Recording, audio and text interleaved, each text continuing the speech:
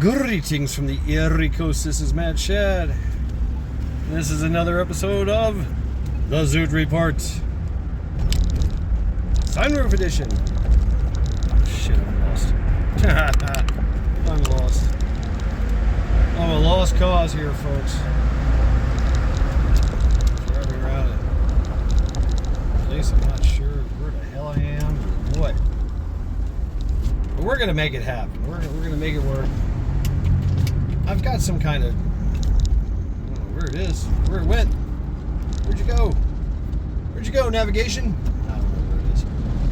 Maybe it'll talk to me. Yeah, it's another glorious day here in Cleveland. It's, well, it was 94 degrees. Well, actually, it's at 99. But I think it's down to 93 degrees, 92 degrees. Yeah, it's cooled down a bit. But, it's still hot. It's hot.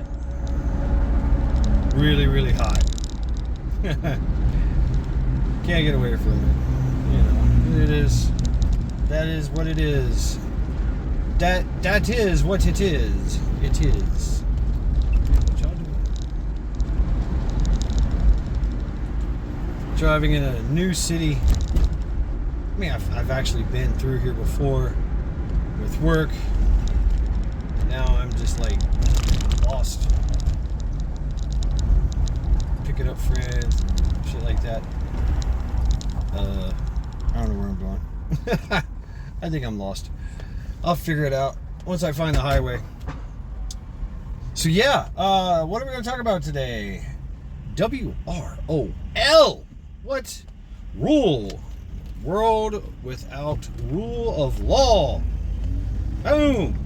This kind of goes into the whole, I don't know, I'm getting all doomsday and shit, right? It's good exercise, really. I mean, it is. Good scenario. So, what would cause a world without rule of law? You think about it. I mean, what would be the cause? It would have to be something extremely catastrophic, right? It would have to be something that got some protests going on. Cool. I'm out. Bye, bitches. It would have to be something that would tie the hands of our LEOs, our law enforcement officers. It would have to be something that they were like, okay, we just cannot handle that. A major civil unrest, right? You know, something of that nature. Something massive scale. You know, freaking riots in the streets. Purge. Straight up purge. This motherfucker slamming on brakes. Curb check that ass. There you go. Good for you. That's what it would be like. It would have to be something like civil unrest on a massive scale. It would have to be, you know, we talked about the power outage. 9 days without power. Yeah, your cops are going to dissolve quickly, or they're going to ask for help. Help. You know, from National Guard and the military itself. But how do you deploy everywhere? How do you get a handle on 340 million desperate, pissed off people? You don't. I mean, you're doing some type of martial law, I guess. I mean, you know, all right, cool, right? Yeah, sure. That is if everybody follows the law, follows the authority. You know, and tell you the truth, it's the places that you're going to see the problems are going to be in your cities, your inner cities, your places like that. Your rural areas, they should be just fine, actually. I mean, you think about it, they'll be just fine. And they'll be like, yeah, we handled this anyway. You know, it's a different kind of social contract in the country. You know, FIFO rules apply, right? So I was thinking about this, right? If the Leos, and we've already seen seen something like this, where, you know, something catastrophic happened, Katrina, right? Police were literally, you know, running around, you know, doing what they can, and then finally they just said, fuck it, because now they're targets. Now they're targeted, and they got to protect themselves, so they're going to fall back to their headquarters. They're going to fall back. They're going to dissolve, go home, help their families and friends. That's what they're going to do. You know, so most of your police force is just going to dissolve. They're like, no, fuck this. I got family.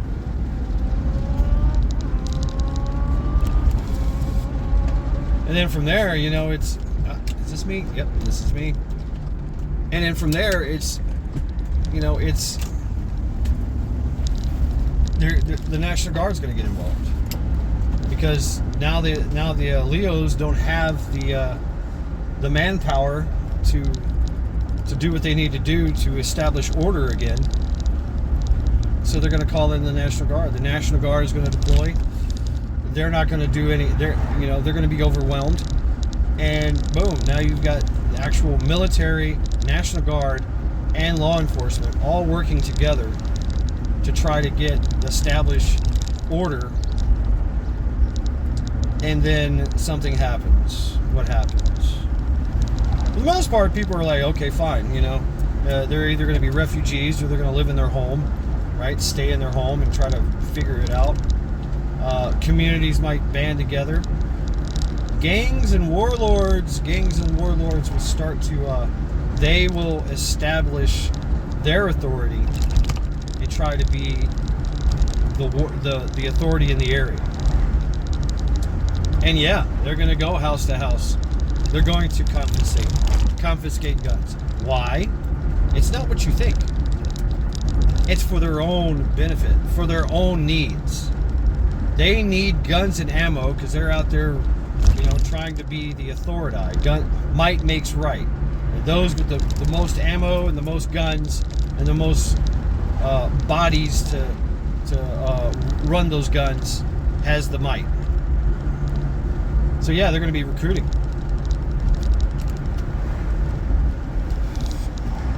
And I'm talking about the gangs and warlords. Sure, your Leos might do the same thing. They might start their own group, you know. Jimmy Teresier barbecue from a little place called Haiti. That's what he did, and he united all the gangs, most of the gangs, to, you know, they want to take their country back. They want an actual revolution. But think about that too. You got all these groups and gangs and warlords, and militias are going to pop up. Militias are going to be like, well, it's time to do militia shit. Let's go. And it's going to be a shitstorm. It's going to be a shitstorm for a while. It becomes feudal. It becomes territorial. Until they establish their pecking order, their boundaries. Everybody establishes their area, and then it goes kind of back to normal, if you can call it normal. Because tyranny will raise its ugly head. Whoever, your gangs and warlords and militias, you know, they're going to lock down an area and say this is theirs, their responsibility. And guess what? You are their property. And your property is their property.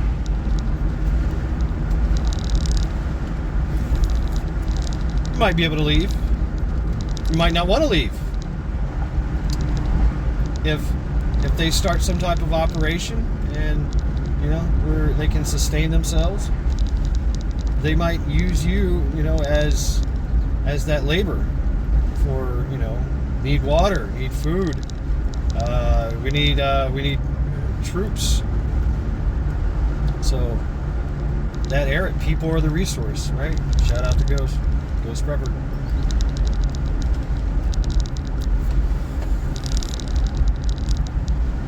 So yeah, that's gonna happen.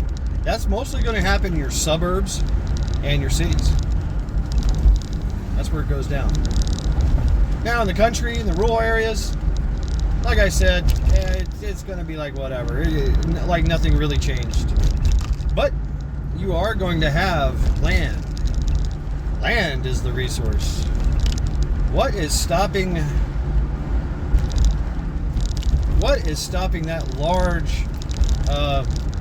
that large farm and all his farm hands, i.e. military? He's got his own little fucking, paramilitary group to protect his farm. What's stopping him from going, hey, you know what? The neighbor, I really don't like that neighbor. Let's go take his land. Or recruit him. By force. Nothing.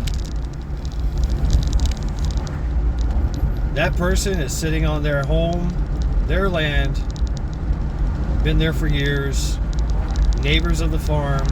Maybe y'all had some disputes. Maybe you killed a cow that got on your land and was, eating your petunias. I don't know. Maybe your dogs killed his cow. I don't know. Killed some of his chickens. He's going to remember that. Grudges will come up, especially with land disputes. Claim jumpers. Claim jumpers are going to happen. Who wouldn't want to live move into a mansion on a hill during shift? Nobody's going to stop you. And if somebody's there, it's singing in the rain time. We bit of ultraviolence and Clockwork Orange.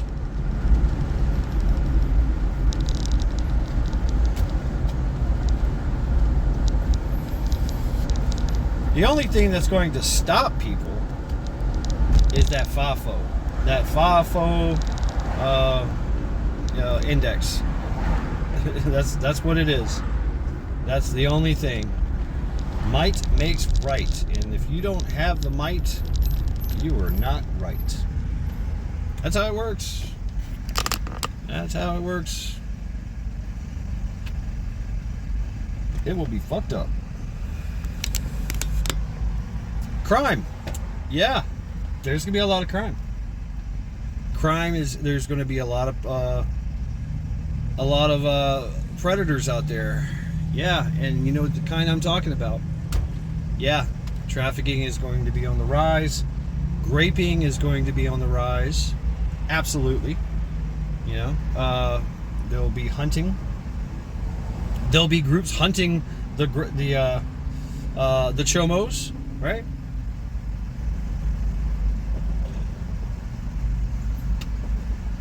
But they will be able to operate without the fear of being arrested, just the fear of being killed, which they have that fear already. So nothing's stopping them except for a group with guns and bad intentions for chomos. Right?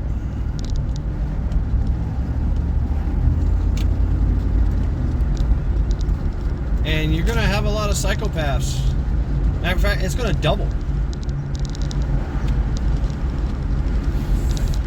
There's already psychopaths out there. People that just love to kill. They kill for no other reason than to kill. Right? They get off on it, whatever. It's going to double because you think about no rules. Nobody coming to try to find them. No investigators. Right? There's no investigators. There's no detectives. There's no police. There's no SWAT team. There's none of that. So they can just do what they do best, and stalk people and kill them. And you're gonna have thrill kills. You're gonna have people that just want to do it. Wow, I never killed anybody. Let's go do it. What did we kill? I don't know. Let's just do it. But I'm not saying it's all doom and gloom. Quite the contrary. Like I said, it will be a transitionary period. Communities will arise and they will appoint people to be their authority, their security, their law enforcement, to impose their rule of law. Militias and a community, you think about it, a whole community has to get involved. It can't just be like, oh yeah, we're just going to vote and we're going to have 3 people in the village, a sheriff and his deputies, 3 deputies, that's it, that's our law enforcement. No, you got to be able to muster everybody in the community with a gun, because you're going to have groups and raiders that come through, and looters, pillagers. All these people are going to just show up and they're like, oh look, they only got 3 cops. There's 80 of us, there's 100 of us, right? So a community would need everybody on board to protect their community, to protect their land, their way of life. And it happened too. It already did. It already has. We have that. And so there'll be judges, there'll be appointed people that run that administrative, because they want their old way of life. Everybody wants that old way of life, and so your rural areas, your villages, your townships, they're going to still have that. They're going to make sure that they're okay, that their legacy continues and carries on. Absolutely. You bet.